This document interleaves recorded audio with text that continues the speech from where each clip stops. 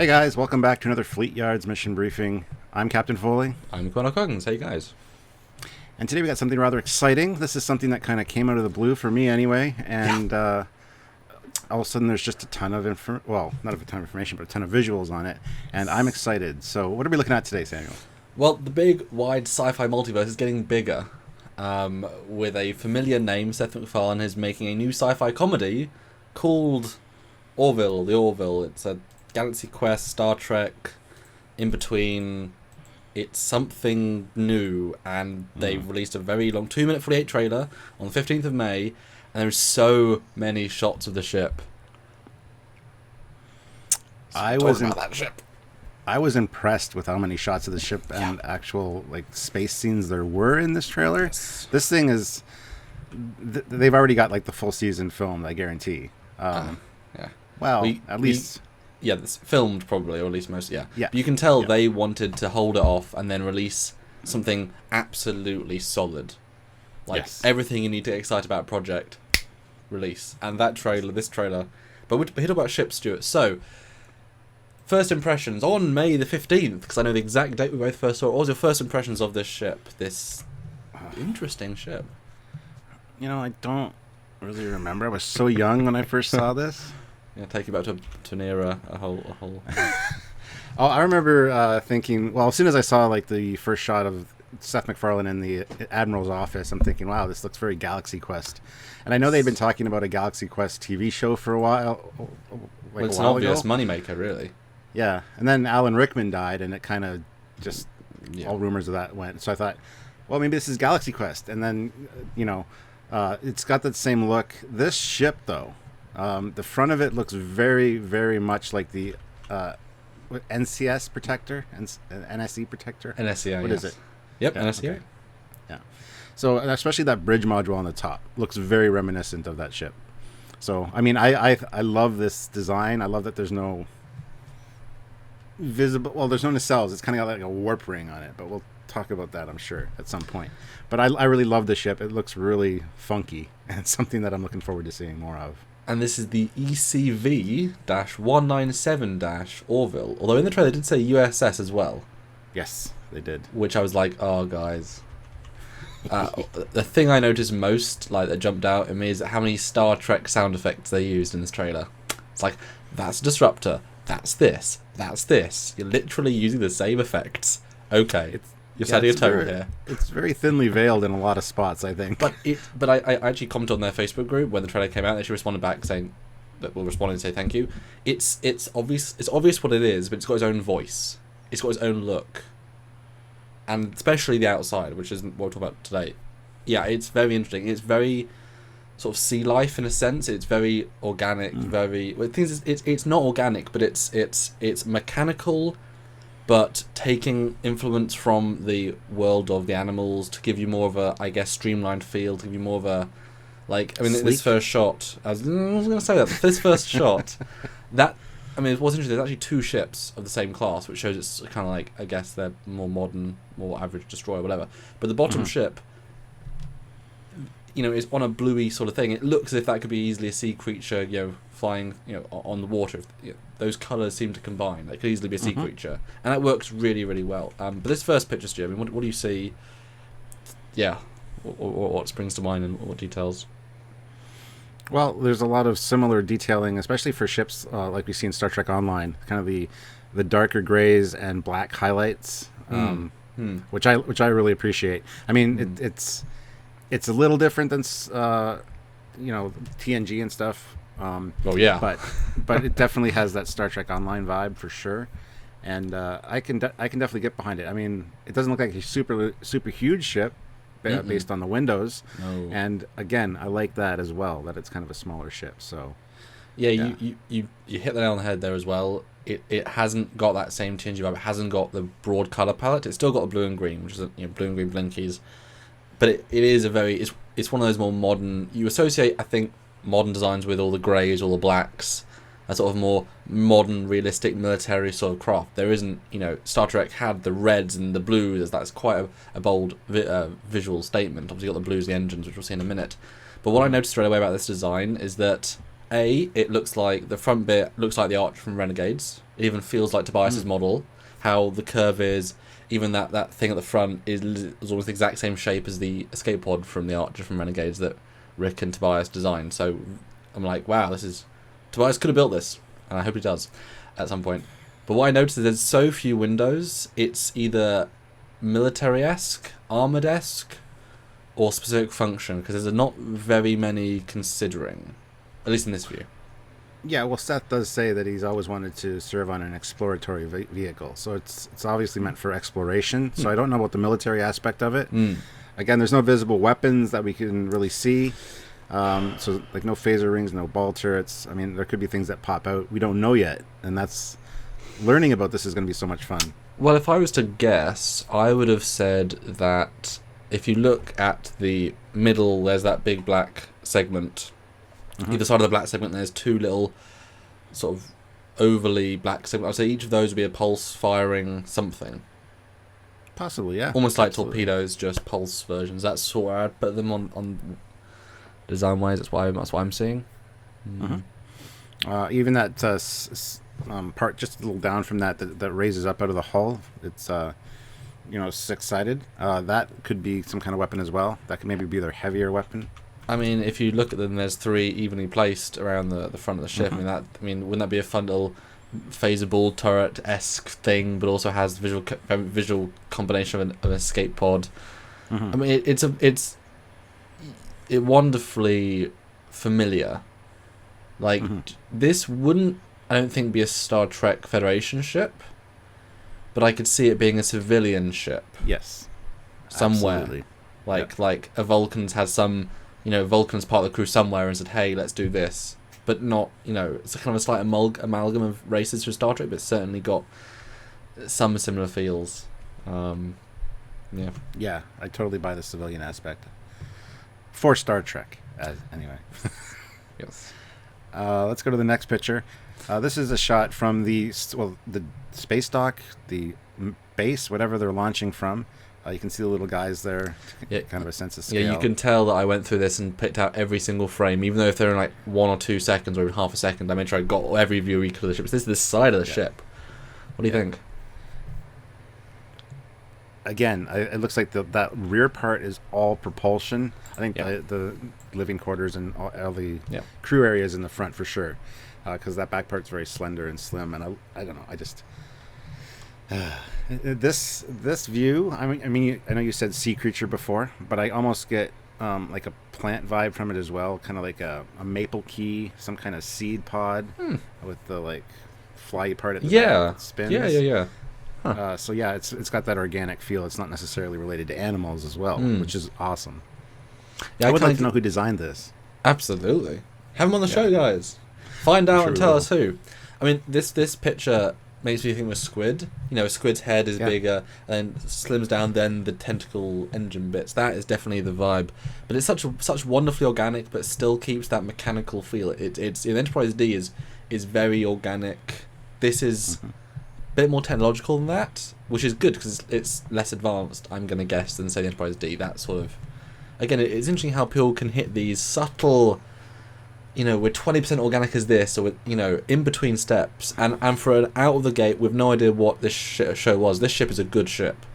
Yes. Very happy with its design. I was blown away by the thought that they put into this to make it feel like a complete universe, just at first glance, and the fact that it's not necessarily a direct ripoff. It's very much its own thing, but you see the tie-ins to other things that really make you kind of smile. Which we have later on this episode for sure. This is... Yes. In this picture, you can see there are a lot more windows than would be evident up front. Although, because you can see there is a size difference in the side windows, which are all blue, which is a bit odd. Like, they're all on, but okay. But the top windows, where the bridge dome was, those are big, as if that's going to be, the conference room, the observation room windows. The big sort of big glass observation. Everything else is just the quarters. So it kind of gives you a scale from that. So it's pretty meaty. I mean, if you tell how many decks this is going to be, this is actually a lot of decks. If you base that on the scaling of that set side thing, I mean, how many decks would you say? What, 15? 20? Counting, hold on. Yeah. Yeah, I'd say I'd say 20. It'd be closer to 20. Um, just at first glance. Now, we could be wrong about that, but based on window size and kind of what we know about starships as a rule, I'd say around 20. Yeah. But it's awesome, and it is also going with the Gene Roddenberry idea of having not as much on the hull as well. It's got a lot of smooth surfaces with just a little bit of hull texture. Again, feels the combination of sleek but also advanced. Yeah, absolutely. Oh, the next picture is a back view. So here we have the engines and warp ring, but not warp ring. But yeah, dude, what do you think? I like the feel that it's similar to the warp ring that we've seen on the Vulcan ships, as well as the the prototypes that they want to do for warp travel for NASA, right? And warp rings in Star Trek, a lot of people have done fan designs based on like the Intrepid or the Constitution class ships. They had a warp ring to it instead of nacelles, which usually looks kind of odd on a Star Trek ship. The way it's blended in is beautiful. Yes. Plus, from the back, this thing looks really powerful, really fast, really like in your face kind of engine placement. So I'm impressed. Yeah, it's a really unique way of this, and it is pushing. It isn't. They're clearly engines like the Millennium Falcon. That was a great comparison, but yet you don't understand how they're engines. They don't link to how we use engines now. There's no exhaust pipe. There's no rockets. It's not an engine that we know, which shows it as being more advanced, which is great. And what I like is that. Actually, do you think they might connect together for any maneuver? It feels as if they're very strong and not going to move, but would that be a neat thing to? Yeah. At first glance, I wouldn't say they would move, but it could be that they're some advanced, alloy that can bend, and I think that would be very interesting to see that. So, who knows, man? Who knows? Do you notice the other thing I'm seeing on this? I was going to say it looks like there's kind of a shuttle bay or a cargo bay door at the back. Absolutely, shuttle bay. Yeah. Although if all those glowing elements are some kind of propulsion matrix that forms some kind of something in that space at the back, it would seem kind of odd to have a shuttle bay door there, but it could be that doesn't happen. There's no kind of... But you just admitted it, Stuart. There's some things that form some kind of something. You have no idea. We have no idea. but again... We're very cold on this ship, just from what we've seen, so... But obviously, the fact that it's in the design means it's practical to be used. Although, again... For example, say you're right. Maybe the top and bottom are the impulse rings, and they do generate some back thrust, and the middle one then turns on when using FTL, whatever, and so only that middle ring becomes anything. So you can still fly things as long as you fly in between the two. And you're not going to be landing a shuttle at warp or light speed. Exactly. So. Yeah, but I like that it's got different windows, different colour. Again, just a small detail, gives it something else. There's two black bits at the back, might be aft weapons. Either side. On either side of the door? Yeah. Or tractor beam emitters. Yeah. But I like that, it's a big shuttle bay. That's a big, beefy... That's a couple of decks. That's like a hangar, which is more, I guess, what we would think of. Mm-hmm. But also, having the windows there is clearly a reference to TOS. Having that little bit at the top, Yeah. Visual continuity. One thing I want to point out too is the unique shape of this ship and the way that the windows kind of flow. It makes you wonder if the decks are actually flat or if they follow the curvature of the hull, and perhaps there's like the artificial gravity. You don't even notice that the decks are kind of warped. Yeah. Because I can't see them being straight level decks with those kind of window placements. I'm going to back you up on that 100%. I think this is something advanced, and they would think slightly outside the box in that way. Yeah, absolutely. This is a whole new universe. They can do whatever, and that is a great new way of thinking about it. Awesome. Well, we've even mentioned that before with the Enterprise J as well, with the tall windows on the top, how Doug says there could be different gravitational planes within the ship. So it makes sense. It does. It does. The next picture... This one is obviously from the bottom of the ship. That's a very neat look. It looks totally different from the top and the bottom than it does from the side, but it all flows together so nicely. Wow. First time I've really looked at these pictures up close. This is why I went through and took everything out. Yeah, it feels advanced. It really does. Again, having a lack of stuff on the hull, and yet the glowies, and yet the pieces. Like, you can tell that those black lines mean something. They are some function. And that's all you need for it to feel advanced. And the fact there's a hole in the top middle is interesting. It, again, breaks up the geometry. And if you look, that bottom ring actually comes forward, has 2 glowing pieces forward. So I'm guessing that might be the warp ring, and the other 2 are the impulse. I don't know, there's different functions to each thing, because each ring is different, which is, again, it's not just 3 lines. It's, again, a very unique and very well done version of this. And, yeah. Well, those elements on the bottom that stick out on that lower ring remind me very much of like the Bizarre collectors on a typical Federation or Federation nacelle. So it could be some kind of collector. They could also just literally be windows. It could just be the configuration of the ship. Yeah, absolutely. We just don't know yet. So. Well, that could be the secondary hull, split off tertiary science observation domes, bays, rooms. Yeah. Next picture, though, is a close-up.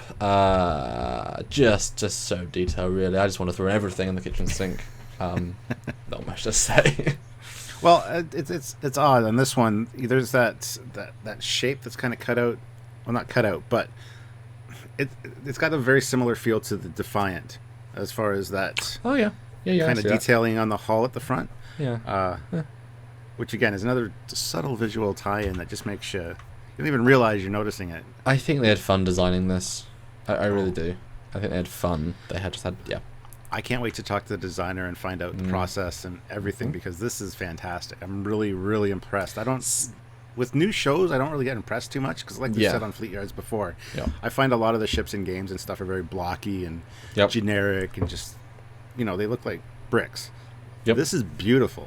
And not this shot in particular, though, but the whole ship in general. No. Yeah, this is something that I would expect from a franchise like Battlestar Galactica or Star Trek. Not Battlestar so much. This one is not. It's too curvy for BSG, but I know. Well, no, not for a Cylon ship. Not for a but this painted different colour, it's a good Cylon. But you know what I mean? Like the thought process that went into these designs are very much like that established franchise kind of thought process, and not something that's brand new out of the gate. This is just wow. Yeah. The next picture. Oh, this is cool. A shot of it in orbit, I would assume. And go ahead. It looks actiony. It looks elegant. It looks actiony. It looks a lot like Moya from Farscape. Has that vibe from this, which shows that the different angles are different feels. The front, it feels more conventional spaceship. The back feels more warp-bringy. Then you have, if you're in the detail, it feels all organic and smooth. Yeah. It's funny you mentioned that, because looking at this shot, the first thing that popped into my mind was Andromeda. It's got kind of an Andromeda vibe to it, with all those tendril things coming out of it. So yeah, I love it. Although I'm going to say that a lot during this episode. I love it, guys. I'm impressed, just so you know. It is quite irregular to have such a ship that is inside the box, but is outside of it's like skirting the edge of the box, but creates a beautiful combination of in and out of the box thinking, and it works. But what I want to ask you though is we have the only view I think of the top of the ship like this, with it all active. That's a lot of glowing details in a lot of odd places, especially in the top middle. What do you think all that stuff is? That could be, I don't know, power generation matrix. I mean, we got to think new things, because this is a new franchise. So it could just be, again, window placement. It could just be different windows. I was going to say power conduits. Yeah. I don't know. The thing is, we don't know, and it's fun to speculate and find out what. Go back after we've seen all season 1 of Orville and go like, oh, well, we were wrong. And hey, if the designer is watching this because they're a fan of Fleetyards, let us know. Get in contact. We hope we're not saying wrong things. We're trying. But the next picture, we're going to start talking about the FTL ability of this ship. So this is the ship gearing up for FTL. You can see it's clearly starting to glow more. A lot of glow there. And you can see now the 2 bits in either side of the shuttle bay are now glowing. So they're not... So they were inactive during space dock. Now they're active when in flight. So that implies... I mean, God, could you remember if they're the impulse units and everything else is FTL? That'd be impressive impulse units for that size, that's for sure. absolutely. But I love that it's kind of got a white hot globe right before it goes to Yeah. the FTL jump, and the blue is the more normal subdued look. So powering up, surging, because I mean, even though you associate, hotter flame with blue because it's the inside of redder than blue, actually white is the hottest of a flame. Yeah, white's the hottest of a flame. Absolutely. So you don't associate it, but actually it does get to the hottest. Yeah. Next shot is it, of course, in FTL. This made me giggle. This made me giggle so much. I was like, oh, they're doing FTL. What are they going to do? They're doing this. Okay. I love it. The warp streak effect. Yes. Which I prefer. I don't like the hyperspace tunnels. I don't like the blue FTL things that you see in a lot of franchises. I love the streaking stars. It gives you a real sense of moving. I hate the tunnels. It's just a personal preference. So I'm glad they went with this. Big words there, Stuart. Yeah, I don't mind the tunnel. They both have their place. I mean, I love the Stargate hyperspace effect, so I'm gonna say I love that one. But yeah, it's. I mean, that's the most. I think out of everything, that's like the most obvious. Well, that's warp. Mm-hmm. What's great though is that if we ever get a model of this or fan version, we can probably turn our one into the real one from the show into this. Just upping the amount of particles by 10,000 times. But yeah, it feels fast. It feels good. It's more dynamic, and it's clearly a Star Trek reference. I mean, there isn't very many ones that actually have this sort of effect. That Star Trek's kind of actually more unique in that one. One thing I noticed from this picture, which I noticed on the other view we had of the bottom of the ship, is the lack of detail, lack of windows, lack of anything on the bottom, which makes it look very much like a boat hull. Which you would think, I mean, with Star Trek ships on the secondary hull, there's a lot of windows. Same with on the bottom of the saucer generally. So this is kind of an interesting that they went this way, because there's a lot of place for windows down there. Why isn't there windows on the bottom of this thing? Just a thought. I don't know. What do you think about that? Yeah, I hadn't really considered that as a thing, but what if it's actually also designed for atmospheric flight, and so they've kept the bottom side, obviously that's the re-entry shield, so that's because I mean it's certainly aerodynamic enough. I mean, obviously you've got the fins at the back which will be causing resistance, but hey, maybe if they're strong enough, that's going to be slowing you down really. So maybe that's just so that it's got the shield for re-atmosphere. Interesting thought. I really like that. Because the ship, like you said, it doesn't look very big, so I'm sure it's capable of atmospheric flight. At least I would imagine so. But the next picture is the effect of it coming out of warp. Sorry, FTL. There you go. Starfield or Star Tunnel. Yeah, it's very, and this was a very, very quick frame to capture because it was a very, very quick effect. It didn't have a triangle, warp star, but it does have a noticeable deceleration, and it's streamy like which movie? Motion picture. Yeah, but not too much, but enough, but something. Although actually, if you think about it, it's streaming only from those bottom emitters on the third ring. It's not streaming from all three rings. Does that imply that's the warp? Well, that's the warp generation, and everything else is impulse. Well, based on the streaks, it looks like it's streaming from those parts that I thought could be the Bizarre collectors. That's instead. What I mean, yeah. Those bits, which is, very interesting that you pointed that out. Because, bridge light, of course, is streaming. Because, if you're going to have a ship like this, I mean, you can see in the trailer it's very, very maneuverable. If creating the field is such a small task because it's so advanced, if you've already had FTL for 100 years, that's the easy bit. But you want to give the ship maneuverability. Okay, now it's got these three really impressive impulse rings that gives it maneuverability. If that's the point of the ship, going from A to B, you're going a straight line. But if you're in a combat situation or something, you need maneuverability, that's where you want to design it for. So, yeah. See, I love analysing these things. I did not take that in when I was watching the trailer, but analysing it, yeah. Mm-hmm. That's our job here. Our job. Which I love. I love it. Yeah. That's it, guys. Tune in for the next part, which is next week. Next week? So I have to wait a whole week for next part? Oh. You do indeed. But we'll see you then. Bye. See you then. Bye.